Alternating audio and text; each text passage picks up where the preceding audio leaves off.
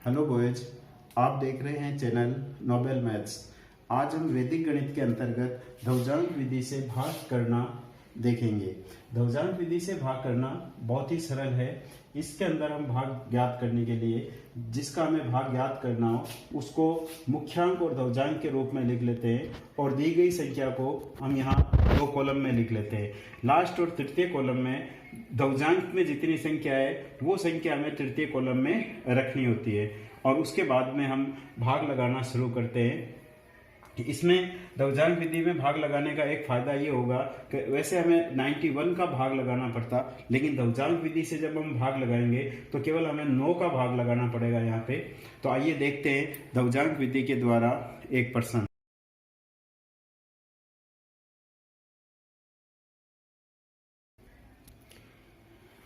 ये देखिए, हमें इस संख्या के अंदर 91 का भाग लगाना है, तो मैं इसको इस प्रकार से लिखता हूँ, ये 9 और 1, और ये जो संख्या है इसको 1 2 3 4 यहाँ पे, और ये एक संख्या यहाँ पे। तो इस प्रकार से मैंने 91 को 9 और 1 के रूप में लिख लिया। ये संख्या मुख्यांक कहलाती है और ये ध्रुवजांक कहलाती है। अब हमें इस संख्या के अंदर भाग लगाना है। सबसे पहले मैं 12 के अंदर 9 का भाग लगाता हूँ, तो इसमें भाग एक बार गया और 3 शेष बच गए। जो शेष बचे वो मैं इस संख्या के नीचे लिखता हूँ, तो यहाँ पे मेरे को एक नया भाज्य 33 प्राप्त हो गया। नया भाज्य हमें प्राप्त हुआ 33। अब हम इस नए भाज्य से संशोधित भाज्य प्राप्त करेंगे। संशोधित भाज्य प्राप्त करने के लिए इस 33 में से इस 1 और इस ध्रुवजांक का गुणा करते हैं। हम 1 और इस 1 को गुणा करेंगे तो यहाँ पे 1 आया। इस 1 को मैं इसमें से घटाऊंगा 33 में से, और यहाँ पे मेरे को एक संशोधित भाज्य प्राप्त हो गया 32।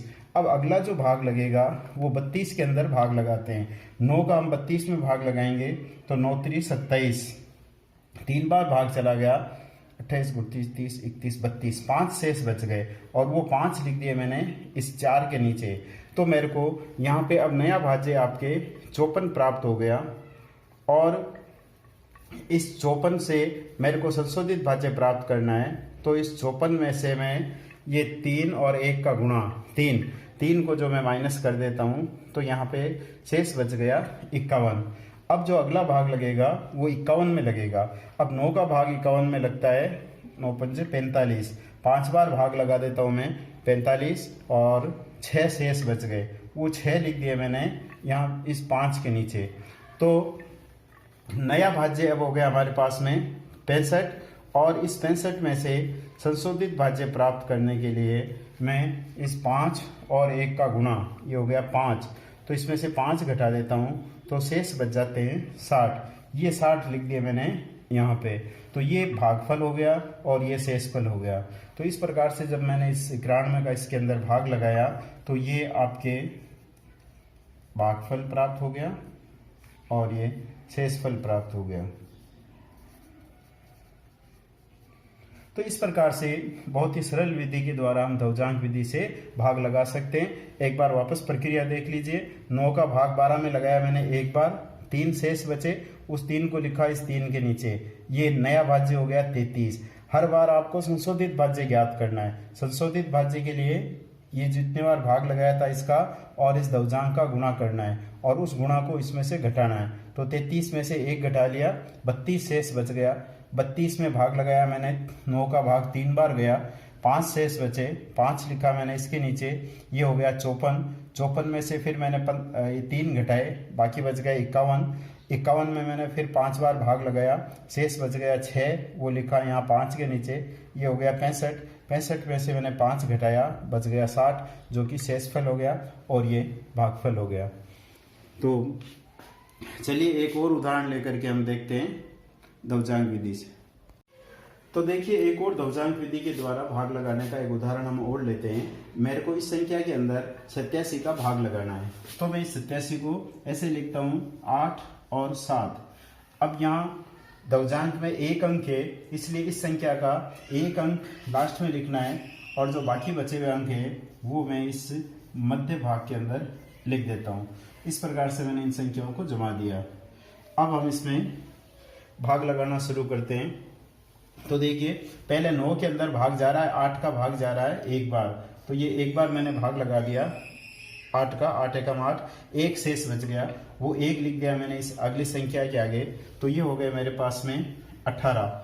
अब इस 18 में से मैं इन दोनों का गुणा, 7 को 1 से गुणा करेंगे, 7 एकम 7, ये 7 इसमें से घटा देता हूँ तो बाकी बच जाते हैं 11। ये 11 संशोधित भाज्य हो गया।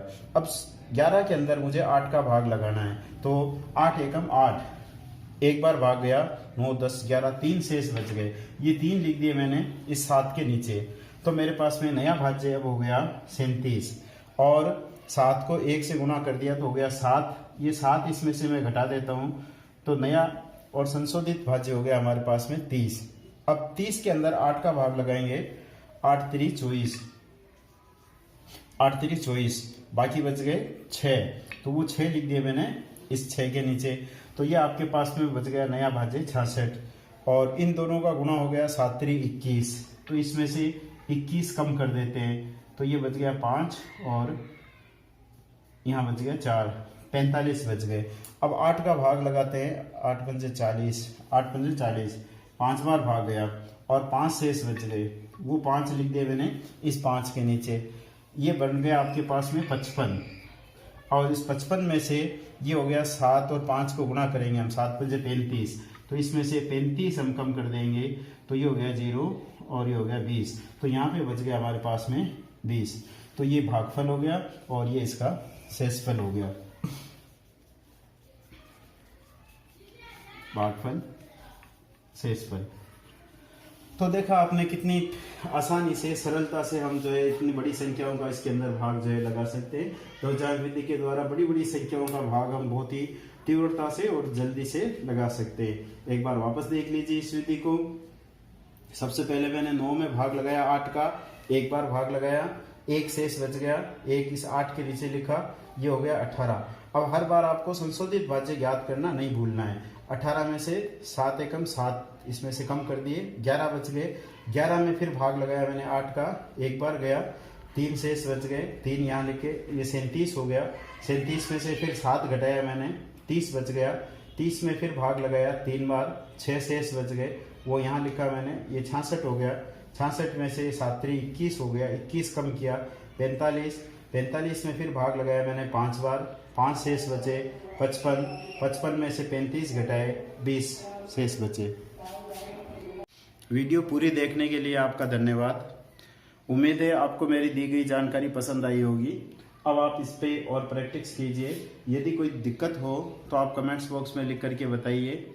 यदि अभी तक आपने मेरे इस चैनल को सब्सक्राइब नहीं किया है तो आप चैनल को सब्सक्राइब जरूर करें और बेल आइकन को दबा दें, और अपने दोस्तों में इसको शेयर करना ना भूलें, और चैनल को, वीडियो को लाइक ज़रूर करें। Thank you very much.